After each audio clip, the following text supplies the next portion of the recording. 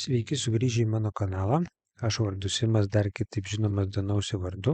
Ir šį kartą grįžtu su geriausiais stalo žaidimais Lietuvoje, kuriuose apžvelgsiu 20 mano rekomendacijų jūsų kalėdiniams, naujametiniams dovanoms iš 4 elektroninių parduotuvių Lietuvoje.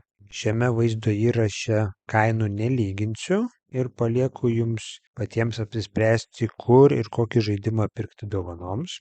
Žaidimus žiūrėjau 15 dieną, tai gali būti, kad kažko nebeliks, bet gal rasite kitoje parduotuvėje, jeigu nesite toje, kurioje parodžiau.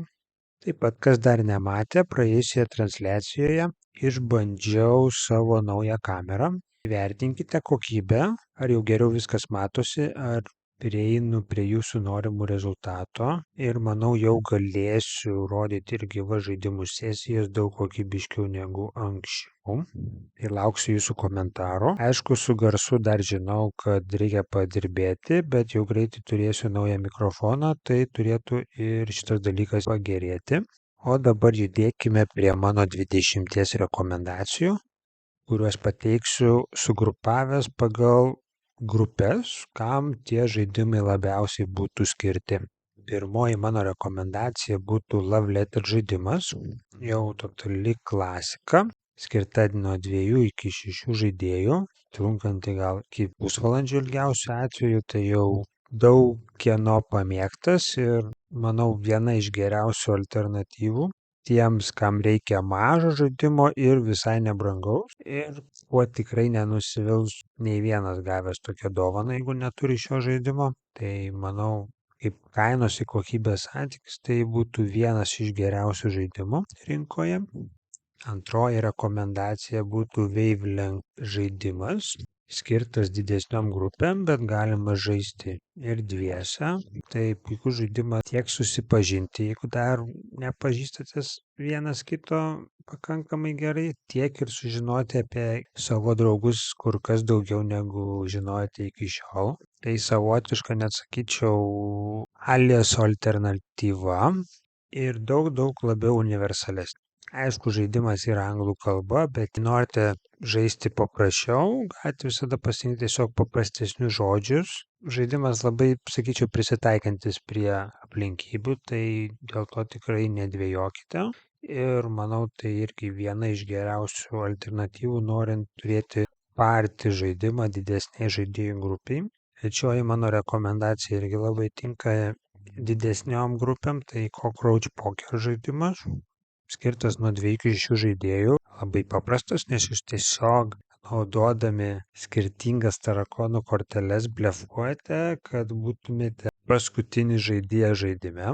Bet, nors ir, tarkime, būtumėte pats pirmasis, kuris iškrito iš žaidimo, vis tiek žaidimas truks iki 20 minučių, tai ilgai nelaukę galėsite pradėti ir naują partiją, pabandyti būti paskutiniu išlikusiu žaidime. Tai tiems, kas nori paprasto, nesudėtingo vakarėlių žaidimo kortų pavidalu, tai manau yra vienas iš geriausių variantų rinkoje ir kaina irgi yra labai patraukli. Tai tokios mano 3 rekomendacijos tokiai didesniai grupiai, tokiai labiau, kuriai patinka vakarėlių žaidimai. Tai jeigu jūsų draugas ar pažįstamas būtent mėgsta tokius ir ieško kažko panašaus, tai manau viena iš šitų 3 variantų yra tikrai tinkamas dovanai. Tolesnės mano rekomendacijos būtų labiau susijusios tokiais epiniais tematiniais žaidimais. Tai vienas iš jų būtų stalo žaidimas Letters from Whitechapel. Tai yra dedukcinis žaidimas, kuriame veiksmas vyksta Londone Jack the Ripper siautėjimo metu. Šis žaidimas Fury of Draco viena iš geresnių alternatyvų, kuri prideda savo žavesio ne tik iš tematinės pusės, bet ir taisyklių pavidalu. Tai jeigu ieškote būtent tokio žaidimo, tai manau yra vienas iš geriausių variantų.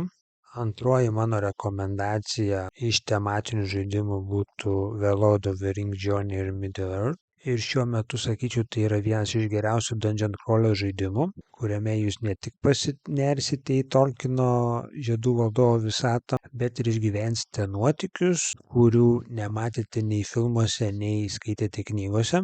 Jūsų lauks pačios įvairiausios misijos, kampeinai, taip pat yra nemažai expansionų, su kuriais nesunku pasiplėsti patį žaidimą, bet pats žaidimas iš savęs tai yra labai įdomus experiences, nesvarbu, ar žaisite vienas, ar dviese, ar tryse, ar keturiese. Dėl 5, sakyčiau, šiek tiek abejoju, bet jeigu žmogui patinka Žiedų valdovas arba bendrai visa Viduržemio mitologija iš Tolkieno pasaulio, tai yra tobulas variantas ir dabar visai neblogą kainą siūlo monohobis.lt. Iš esmės visiems, kam patinka fantasy žaidimai, fantasy tematika, tai yra vienas iš geriausių variantų šiuo metu rinkoje. Trečiasis didžiulis žaidimas, kurį rekomenduoju, tai yra Dwellings of Elderville, strateginis worker placement žaidimas, turintis daugybę įvairiausių komponentų, labai puikiai sudėtą insertą, kuris labai supaprastina žaidimo setupą ir pats žaidimas yra labai universalus. Ne tik iš savo mechaninės pusės, bet ir taip, kaip pats žaidimas yra organizuojamas. Tai yra puikia alternatyva visiems, kam patinka kurti, kombinuoti savo korteles, savo actionus ir panašiai. Ir kam patinka pati fantasy tematika, puikus pasirinkimas ir tikrai gerą kainą galima rasti. Pavyzdžiui, stalžaidimai.eu parduoda už 89 eurus. Tai jeigu jūs ieškote būtent tokio epinio žaidimo iš fantasy tematikos, kurioje pasipina keletą populiariausių mechanikų šiuo metu, tai manau, tai yra tobulas variantas dovanai, nesvarbu, ar tai būtų kalėdos ar kita proga. Tai toks epinis žaidimas Dwellings of Elderville. Taip, mano ketvirtoji rekomendacija būtų Betrayal at House on the Hill, 3 editionas, bet laisvai tinka ir 2, kur jūs su savo grupe ateinate į apleistą namą, kuriame vaidenasi ir išgyvenate pačius įvairiausius įvykius, tyrinėjate skirtingas lokacijas name. Ir galiausiai ateina toks momentas, kai vyksta ritualas ir kažkuris iš žaidėjų gali tapti išdaviku ir pradėti kenkti kitiems žaidėjams, o kiti žaidėjai turės bandyti jį sustabdyti, kad laimėti žaidimą. Tai toks labiau, sakyčiau, neprognozuojamas žaidimas. Gali būti, kad turėsite visiškai netikėtą pabaigą, kurios niekas nesitikėjo. Gali būti, kad viskas labai gražiai susižais ir atrodo, kad išnešate kudašių iš šito namo, gal net ir per lengvai, bet vertinant iš tokios kaip patirties perspektyvos, tai yra superinis žaidimas. Ypač tokiai grupiai, kurie patinka tokio tipo žaidimai, labai tematiniai ir turintis atsitiktinumo, sėkmės faktorių. Tai manau puikia dovana ne tik siaubo mėgėjams, bet ir tiesiog norintiems turėti unikalų experiencą su didesnė grupe. Nesakyčiau, tobuliausiai žaisti yra 4-5. Tai tokia būtų mano ketvirta rekomendacija. Žaidimas ir istorija pati savęs, Betrayal at House on the Hill.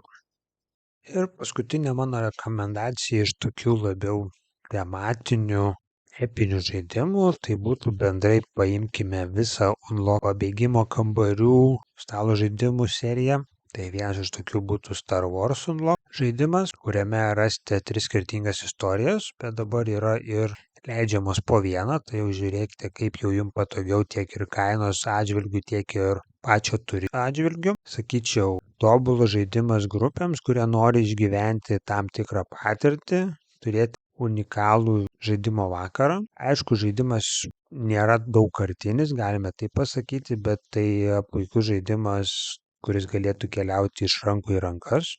Žaidimas mechaniškai yra taip sudarytas, kad einate per korteles ir išgyvenate savotišką nuotykį, kur jums reikia priimti vienokius ar kitokius sprendimus, kad tas nuotykis galėtų vystytis iki tol, kol jūs tą misiją ar tą užduotį vykdote ir pereinate žaidimą. Tai jeigu jums kažkas nepavyks, aišku, reikės bandyti iš naujo. Bet tai, manau, yra puikia alternatyva, kai nesinori kažkur eiti iš namų ir važiuoti į kažkokį atskirą pabėgimo kambarį ir galima tiesiog turėti tokį pabėgimo kambarį namuose. Tai nesvarbu, kurį žaidimą iš tos serijos pasirinksite, tai tikrai bus kažkas naujo ir netikėto. Aišku, gali būti įvairiausių tematinių pasirinkimų, yra ir net, sakyčiau, tokių labiau franšizių ar atskirų temų pavidalų sukoncentruotų dėžių. Galima tiesiog netgi 3 dalimis išskaidyti, su skirtingom draugų grupelėm sužaisti ir va tokiu būdu pereiti visą dėžę, kurią gauti dovanų ar nusipirkote. Tai tokia būtų mano 5 rekomendacija iš tokių epinių tematinių žaidimų. Toliau pereisiu prie paprastesnių žaidimų, tinkančių ir visai šeimai. Tai pirmoji mano rekomendacija būtų Jamaika, nesvarbu ar tai būtų senesnis editionas ar antras editionas. Tai yra tobulas žaidimas visai šeimai. Lenktynių žaidimas, kuris esate konkuruojančios piratų įgulos. Šis žaidimas yra puikus variantas turint ir didesnę šeimą ar didesnę grupelę, nes gali žaisti net iki 6 žaidėjų. Galima ir paskubinti žaidimą ir jį pratęsti. Jį patiems, kam patinka Karibų piratų filmas ir panašiai, tai manau yra tobulas variantas kaip dovana tokiai šeimai ar tokiam mėgėjui šitos tematikos. Antroji mano rekomendacija tai būtų, sakyčiau, vienas iš populiariausių, o gal net ir pats populiariausias šių metų žaidimas, sudrebinęs ne tik reitingus, bet ir grinai visą marketą. Tai yra žaidimas Earth, skirtas nuo 1 iki 5 žaidėjų ir dabar kaip tik Myplas jį siūlo net už 45 €, tai yra super kaina. Tai yra unikalus kortelių strateginis žaidimas, kuris ne tik tas korteles kombinuosite, bet ir galėsite pasimokyti apie tai, kokia yra nuostabi mūsų žemė ir kaip yra svarbu jos išteklius naudoti tinkamai. Ne tik, kad laimėti žaidimą, bet ir įprastame gyvenime kasdieną. Tai tikrai, manau, tobula rekomendacija, irgi labai didelių anglų kalbos žinių nereikalauja, čia pagrinde dominuoja simbolika, tai, manau, laisvai gali žaisti net ir 10 metų vaikai. Kita rekomendacija yra Knizijos pabandymas padaryti Legacy tipo žaidimą ir kaip tik dabar Game Roomas šiam žaidimui taiko nuolaidą ir žaidimas kainuoja tik 25 €. Tai yra, manau, puikus variantas tiem, kurie mėgsta tailinimo žaidimus ir taip pat norintiems turėti kažkokį ypatingą, skirtingą ir savotišką experience'ą kiekvieną žaidimo sesiją. Tai, manau, yra tobulas pasirinkimas, ypač už tokią kainą. Žaidimas skirtas 2-4 žaidėjams ir vienos sesijos trukmė yra apie 30 minučių. Nors žaidimo trukmė atrodo trumpa, bet yra 24 skirtingi epizodai ir tikrai dėžėje yra pakankamai visko, kad ir peržaisti dar kartą ar pasiūlyti kitai šeimai, kitai grupiai išbandyti šitą nuostabų Knizijos žaidimą. Įsidedu dar vieną rekomendaciją iš tailinimo žaidimų, tai yra Between Two Castles of Mad King Ludwig. Tai žaidimas iš Tonmar Games, kuris universalus yra tuo, kad tinka ir didesniai grupiai, nes šį žaidimą gali žaisti iki 7 žaidėjų, o dar pridėjus papildymą net ir 8. O žaidime jūs įvairiausių kambarių pagalba statote savo unikalią pilį ir tokiu būdu konkuruojate, kas daugiausiai taškų surinks už savo gražiausią pilį pastatytą žaidime. Žaidimas nesudėtingas, tinkantis visai šeimai, irgi kažkokio tenais teksto ar kažko per daug neturintis, tai lengva paaiškinti. Tai yra tobulas variantas tiem, kurie žaidė Carcassonne ir nori kažko panašaus, ar tiesiog bendrai mėgstantiems kurti ir konkuruoti tarpusavyje. Ir mano paskutinioji rekomendacija iš tokių lengvesnio tipo žaidimų būtų Project L. Tikrai negaliu nepaminėti šito žaidimo, tai, manau, yra pastarųjų metų sensacija, kuri tinka ne tik visai šeimai, bet ir suaugusiems ir tikrai duodantis daug daugiau negu kainuoja. Manau, tinka ne tik Tetrio fanam ar Candy Crush'o, bet ir visiems abstrakčių žaidimų fanams. Ar tos pačius Lego žaidėte anksčiau, tai puikiai alternatyva stalo žaidimų pavidalu ir, manau, viena iš geriausių dovanų abstrakčių žaidimų mėgėjams, jeigu dar iki šiol šio žaidimo neturi savo kolekcijoje.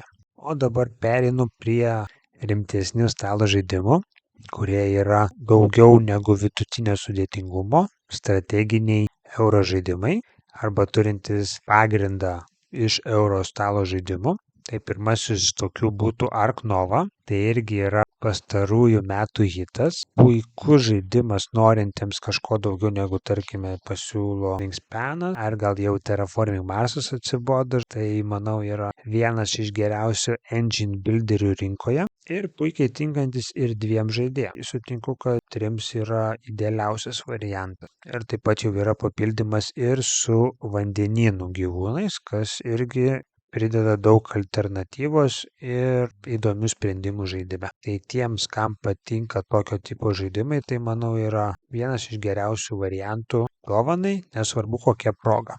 Antroji mano rekomendacija iš tokių sudėtingesnių žaidimų būtų vienas iš naujausių Martin Wallace stalo žaidimų Anno 1800, irgi sudrebinęs stalo žaidimų rinką žaidimas, skurtas pagal populiarų kompiuterinį žaidimą iš Ubisoft kompanijos, kuriame jūs tikrąja to žodžio prasme prisidėsite prie prekybos įvairiausiomis prekėmis ir ne tik senajame ir naujajame žemyne. Tai ekonominio tipo žaidimas ir tinkantis įvairiems player countams, nesvarbu ar būsite 2, 3 ar 4. Šis žaidimas yra puikiai dovana visiems, kurie mėgsta euro stiliaus žaidimus. Dar viena mano rekomendacija iš tokių sudėtingesnių euro stiliaus žaidimų būtų stalo žaidimas Great Western Trail New Zealand, kurį jau anksčiau minėjau kaip vieną iš geriausių šių metų žaidimų. Tai yra naujausias Alexander Pfister Great Western Trail serijos žaidimas, kuriame avių pagalba stengsitės surinkti kiek įmanoma daugiau taškų Naujojoje Zelandijoje.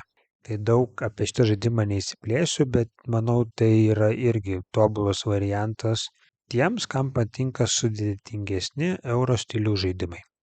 Ir paskutinė mano rekomendacija iš tokių sudėtingesnių stalo žaidimų būtų tokia, sakyčiau, labiau nestandartinė, tai būtų Commands and Call žaidimas Ancients iš GMT Games.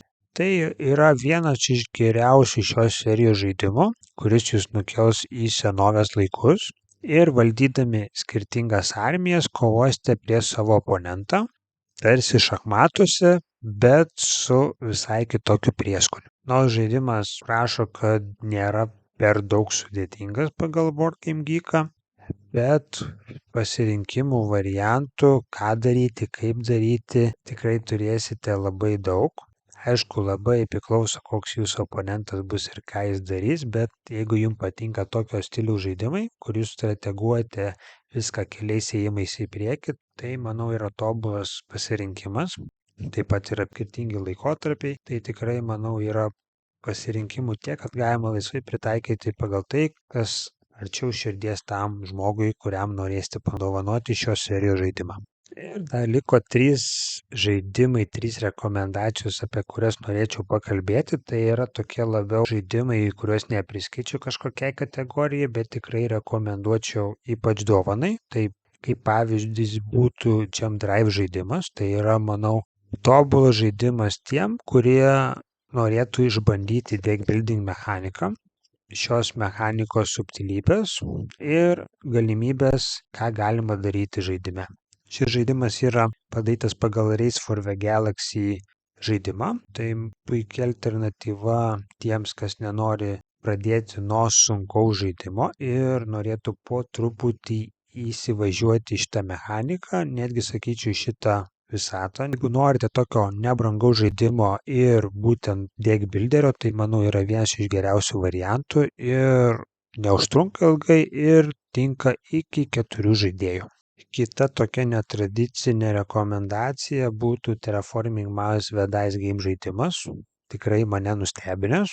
Pažaidus ne vieną, ne 2 ir ne 3 kartus, tai tikrai manau yra tobulas kauliukų žaidimas, sakyčiau, vienas iš geriausių pastaraisiais metais ir taip pat tai yra puikus žaidimas, kuo galima sudobinti būtent šitos serijos žaidimus, kas norėtų išbandyti, kaip jaučiasi būtent žaisti Terraforming Mars žaidimus, nes tikrai yra pagaunama esmė, ką jūs darote žaidime ir tai atsikartoja ir didžiame variante, ir Ares Expedition variante. Tai manau, kaip starting pointas šitas žaidimas yra labai geras, bet ir pats iš savęs yra tobulas žaidimas 2, manau, bet ir 3 ir 4 tikrai neblogas variantas, nes žaidimai vyksta greitai, jie yra paprasti, bet tikrai ką daryti su kortelėmis, variantų yra tikrai daug. Jeigu kas ieškote tokio tipo dovanos, tai yra tobulas variantas ir kaip tik dabar už super gerą kainą tik 39 eurai.